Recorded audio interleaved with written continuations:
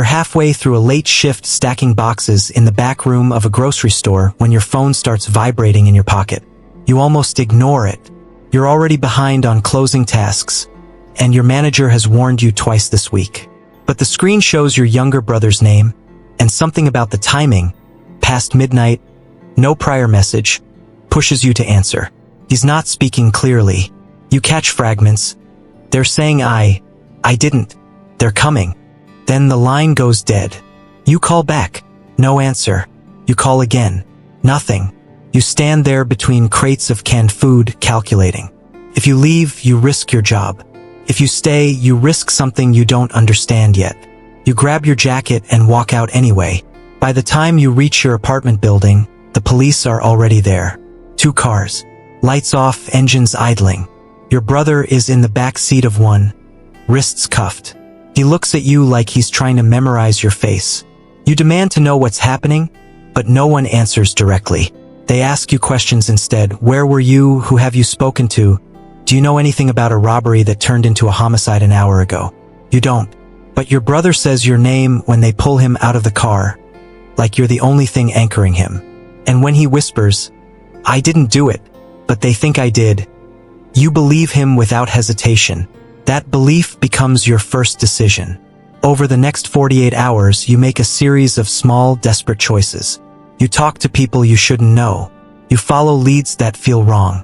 You step into places that operate outside the law because you think somewhere in that space, there's a version of the truth that can save your brother. And then you find it, part of it, enough to act on. A name. Connection. A man tied to a group that controls things quietly, efficiently, violently. You confront him, not with a plan, not with leverage, just with urgency and the certainty that if you don't do something now, your brother disappears into a system that won't look back. The confrontation goes badly. There's shouting, a struggle. A weapon you didn't realize was within reach until it's already in your hand. You don't remember pulling the trigger. You only remember the silence after. The man is on the floor, and everything shifts. The problem is no longer proving your brother's innocence. The problem is what you've just done. The trial moves fast, faster than it should. The narrative is clean. You interfered in an ongoing investigation, escalated a confrontation, and killed a man with alleged ties to organized crime. Your brother's case becomes secondary, almost irrelevant. You're the story now. You're the one they make an example of. You try to explain your decisions, but explanations sound like excuses when the outcome is irreversible. Intent doesn't erase consequence. You understand that as the sentence is read. Life without parole. You think the worst part will be the length of time. It isn't. The worst part is realizing that your last decision on the outside has defined every decision you will make from now on. The transport to the facility is quiet. No one talks. Everyone calculates. You've never been in a place where every person is measuring everyone else in real time. Threat level, usefulness, weakness. You feel it immediately. You try to stay neutral, invisible, controlled. The gate's close behind you, and that's the second shift. Not a moment, but a state. You are no longer someone who made a mistake. You are someone who must survive a system built on consequences. Maximum security isn't chaos. The structure layered with tension. Every movement has rules. Every rule has exceptions. Every exception has a cost. You learn quickly that survival isn't about strength alone. It's about alignment, timing, and restraint. The first week, you watch. You learn which groups control which spaces, who speaks for whom, how conflicts start and how they end. You see how information moves, slowly, deliberately, often distorted. You see how debts are tracked and enforced. You see how small choices, where you sit, who you nod to, what you accept or refuse, carry weight far beyond the moment. You try to stay independent. It feels like the safest option. No alliances, no obligations. Just keep your head down, do your time. That illusion lasts until the first test. It starts with something simple. A spot at a table during mealtime. There are empty seats, but not all seats are equal. You pick one without thinking too deeply, because hunger overrides caution. Halfway through your meal, someone sits across from you. He doesn't introduce himself. He doesn't need to. His presence changes the dynamic of the entire table. He asks you a question that isn't really a question. You know where you're sitting? You understand immediately that the answer matters less than how you answer. You can apologize, move, show deference, or you can hold your ground and signal something else entirely. You choose a third option. You explain that you didn't know, that you're new, that you're willing to move if there's a problem. It's measured, respectful, but not submissive. He studies you for a moment longer than is comfortable. Then he nods once and stands up, leaving you where you are. That's your first unexpected outcome. You didn't escalate. You didn't fold. You adjusted. Later, someone tells you what just happened. The table you chose is informally controlled by a group that operates with strict internal rules and a reputation for enforcing them. They test new arrivals. Not always directly, not always the same way. The man who sat across from you is part of that group. Not the top, but close enough to matter. You learn their name through whispers and context. The Aryan Brotherhood. You don't belong to them. You don't share their ideology, their history, their identity markers. But in this environment, ideology is often secondary to structure. Power organizes itself around reliability and enforcement. A week later, the second test comes. This one is more direct. A conflict breaks out in the yard. Two inmates arguing over something that seems trivial until it isn't. Voices rise. Lines are drawn. You try to stay out of it, positioning yourself near the edge, ready to disengage. Then someone pulls you in, literally. A hand on your shoulder, a push forward. You're suddenly in the center of something you didn't choose. A voice from behind you, calm and controlled, tells you to handle it. You turn just enough to see who's speaking. It's the same man from the table. His expression hasn't changed. This isn't about the argument. It's about you. You're being evaluated. The situation in front of you is volatile. One of the men involved is larger, more aggressive. The other is already backing down, but pride is keeping him from walking away cleanly. If you escalate, it becomes a fight you might not win. If you de-escalate, you risk looking weak, which has its own consequences. You choose to redirect. You step between them not as a challenger, but as a barrier. You speak to both, but you focus on the one who's already close to backing down, giving him a way out that doesn't cost him everything.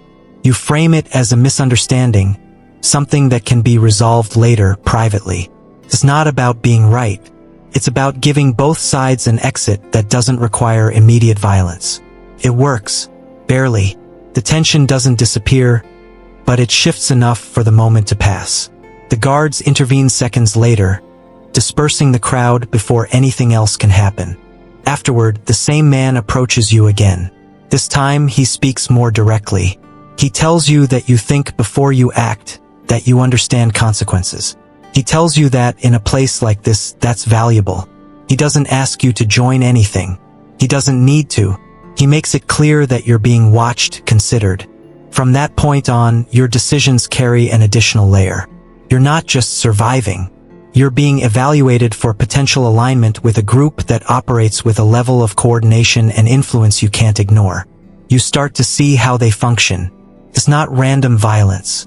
It's controlled application of force. It's communication through action. It's a network that extends beyond the walls, with connections that translate into resources, protection, and information.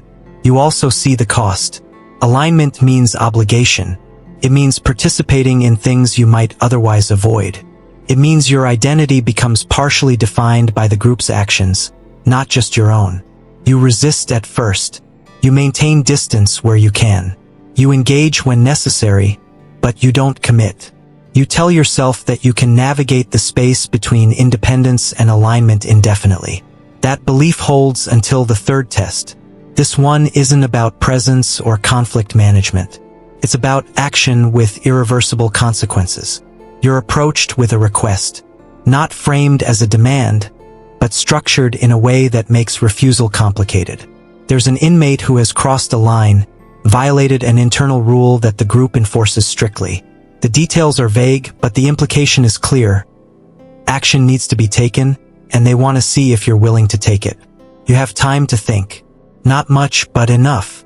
If you refuse, you maintain your personal boundary, but you lose whatever neutral ground you've established. You become someone who can't be relied on. In this environment, that label is dangerous. If you accept, you cross a line that can't be uncrossed. You become part of something that will define your future decisions. You weigh the options. You think about your brother, about the chain of decisions that brought you here. You think about survival not just in the immediate sense, but over years, decades. You accept. The act itself is controlled, efficient, executed in a way that minimizes attention but maximizes impact. You don't act out of anger. You act out of calculation. That distinction matters to you even if it doesn't change the outcome. Afterward, there's no celebration. No acknowledgement beyond a brief nod from the man who initiated the test. But the shift is immediate. You are no longer an outsider being evaluated. You are part of a structure. Over the next few years, your role evolves. You become someone who manages information. You learn who owes what, who can be trusted, who needs to be watched. You develop systems for tracking interactions, for predicting conflicts before they escalate. You're not at the top, but you operate close enough to influence decisions. You also become someone who makes calls that affect other people's lives in direct, tangible ways. That's where the moral tension intensifies. At first, you justify your actions as necessary for survival. Then you start to see patterns. Not every situation requires the level of response that's being applied. Not every rule is enforced equally. Power introduces bias, even in systems that claim to be structured. You start to push back in small ways. You suggest alternatives. You argue for restraint when escalation seems unnecessary. Sometimes you succeed. Sometimes you don't. Each success reinforces the idea that you can shape outcomes. Each failure reminds you of the limits of your influence. Years pass. Your reputation solidifies. You're seen as reliable, strategic, controlled. Those qualities keep you alive, but they also bind you deeper into the system. Then a situation arises that forces a more significant decision. A new inmate arrives. Younger than you were when you first came in. Same look of controlled fear, same attempt to stay neutral. You recognize the pattern immediately because you lived it. He makes a mistake in his first week. Sits in the wrong place, says the wrong thing, doesn't understand the weight of small actions. The group takes notice. You're asked to assess him. It's a familiar setup. You know what the outcome could be. You also know that your assessment carries weight now. More than it did before. You talk to him, not as an interrogator, but as someone who understands the position he's in. You see the same mix of confusion and determination. You see someone who hasn't fully grasped the system yet, but could. You have a choice. You can mark him as a liability, someone who needs to be tested harshly, corrected through force. That aligns with established patterns. Or you can frame him as someone with potential, someone who can be guided instead of broken. You choose the second option. It's a risk. Not everyone agrees with your assessment. Some see it as unnecessary leniency. Others trust your judgment enough to defer. The outcome isn't immediate. It unfolds over months. You invest time in guiding him, explaining the unspoken rules, helping him navigate situations before they escalate. He learns. Slowly but consistently. Not every story ends that way. You know that. But this one does, at least for now. That experience shifts something in you. You start to see your role not just as survival within the system, but as someone who can influence how the system operates at the edges. Not change it entirely, that's beyond your reach, but adjust it in ways that reduce unnecessary harm. It's a subtle shift, but it changes your decision-making. You become more selective in what you support, more deliberate in when you push back. You accept that you can't avoid all compromises, but you start to define which ones you're willing to make. The tension never disappears. It evolves. Every decision still carries weight. Every action still has consequences that extend beyond the immediate moment. The structure you're part of still demands loyalty, still enforces rules that you don't always agree with, but you've learned how to navigate within it. Years turn into a rhythm of calculated choices. You build a network of relationships based on mutual understanding rather than blind allegiance. You manage conflicts with a focus on resolution rather than escalation when possible. And still, the tests never really stop. They just become more complex. A message comes one day from outside, relayed through channels you've come to trust. It's about your brother. He's out. Cleared, eventually, after new evidence surfaced. The system corrected itself too late for you, but not for him. That information lands differently than you expect. Relief, yes, but also a recalibration of everything you've justified up to this point. The original reason for your first decision, the one that set all of this in motion, no longer exists in the same way. You're left with the structure you've built, the role you've taken on, and the consequences that can't be undone. You have to decide what to do with that. There's no clear answer. Leaving the structure you're part of isn't a simple option. Carries risks that extend beyond you. Staying means continuing to operate within a system that requires compromises you're no longer sure you want to make. So you adjust again. You don't make a dramatic break. You don't declare a shift. You start making different decisions at the margins. You prioritize de-escalation more consistently. You redirect resources toward stability rather than control when you can. Some notice, some don't. The system adapts around you as it always does. You understand now that survival here isn't a static goal. It's an ongoing process of negotiation between who you are, who you've become, and what the environment demands. You walk through the yard one afternoon, years into your sentence, and you realize that the tests you face now are less about proving yourself to others and more about defining your own limits. There are still moments where violence is the expected outcome. There are still decisions that require you to choose between bad options. But there are also moments, small, often unnoticed, where you can shift the trajectory of a situation by a degree or two. Enough to change an outcome. Not always, but sometimes. You hold on to those moments. Because in a place built on consequences, even small changes matter. And the tension never resolves. It just becomes part of how you think, how you decide, how you exist. You're still here.